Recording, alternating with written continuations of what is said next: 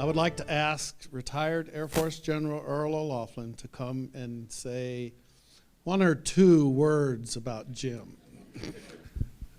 Well, thank you, Alex, for asking me. I'm glad to be back in Arizona from the cold north, but I did shoot one monster elk this year, and once in a lifetime. And Jim, you weren't there. I think you've got a little taste of his personality just by his kibitzing in the audience here. But when you remind him of what the hell he is, when he went on Apollo, he just replaced the monkey. Yeah. Yeah. And most of those that he replaced, Jim, we're going to get deep into this.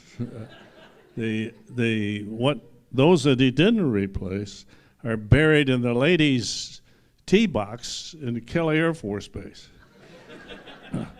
That's where they were raised, right across the ramp from Kelly. And if you walk up on the ladies' tee box, you'll see warning atomic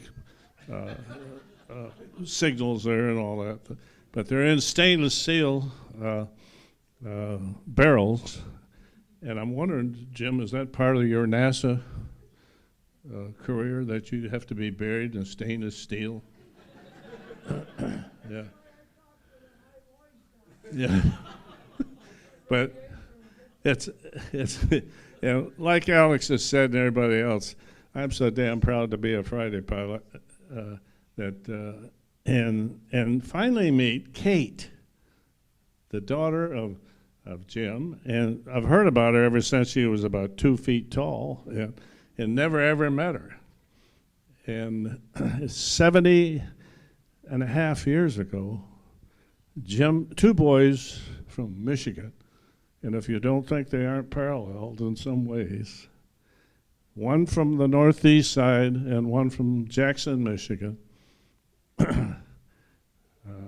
entered Moultrie, Georgia as a cadet in 52 Charlie, and I was in 52 Dog. And I met Jim over 70 years ago, and I think that's why Alex asked me to speak, because I've known him longer than anybody else. But my career and his career, they paralleled somewhat, but I went to the line, and he became an astronaut in that second series. And like Alex, we followed him every place he went. And he'd get promoted to head of the class, and we'd snarl at that, but well deserved. He also got a degree from the University of Michigan. But two Michigan boys ended up in Moultrie, Georgia, of all places, to go to pilot training. He slipped through the program and went on to fighter pilots. My class, SAC was building and wanted multi-engine pilots, and the whole class went to Enid, Oklahoma. And when we got there, we found out that all the T-28s we thought we were going to fly were sitting on the ramp in an unused runway with no props. Yeah. So we went into B-25s, but rather than being single-engine guys, we were multi-engine because we could handle it better.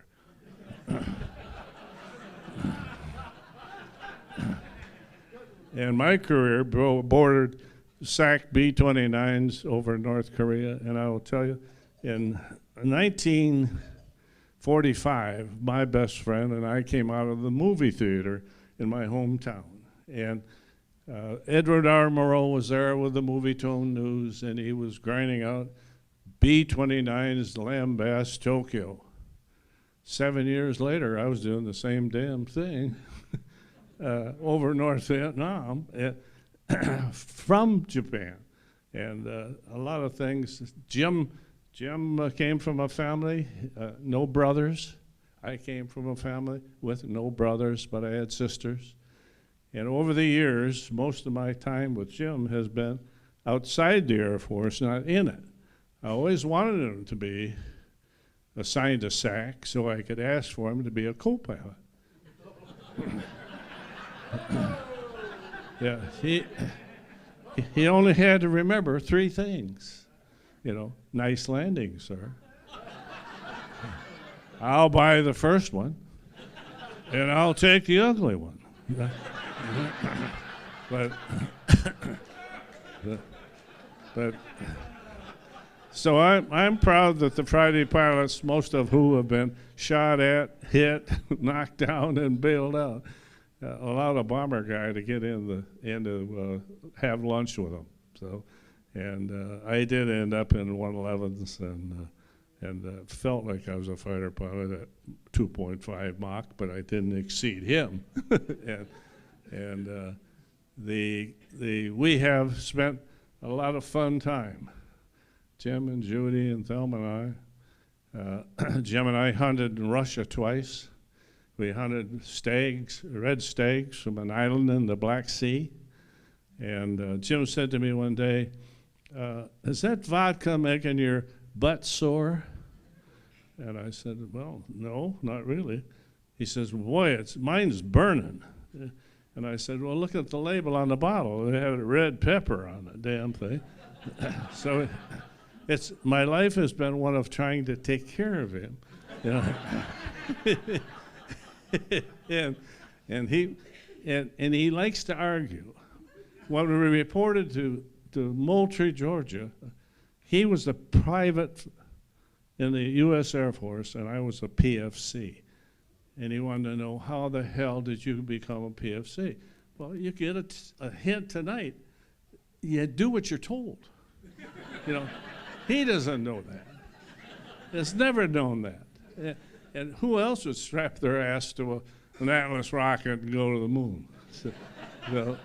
But and then we hunted brown bears in Russia, Siberia, and I went up to the shore to meet him because it was getting dark, and he has a mobility problem when he can't see the horizon. And he says to me, well, can I hang on to your arm? And I said, in the SAC crew force, a pilot and co-pilot went hand in hand, but not around the alert facility.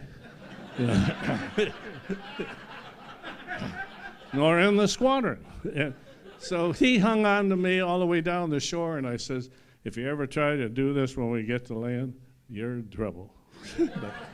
but through all those years, not having a brother and he not having a brother, I know how I feel. I feel like I have the closest to a brother that I've ever had.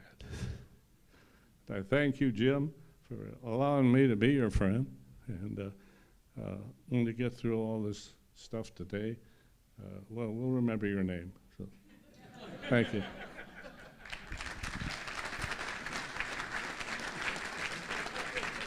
Thank you, Earl. That was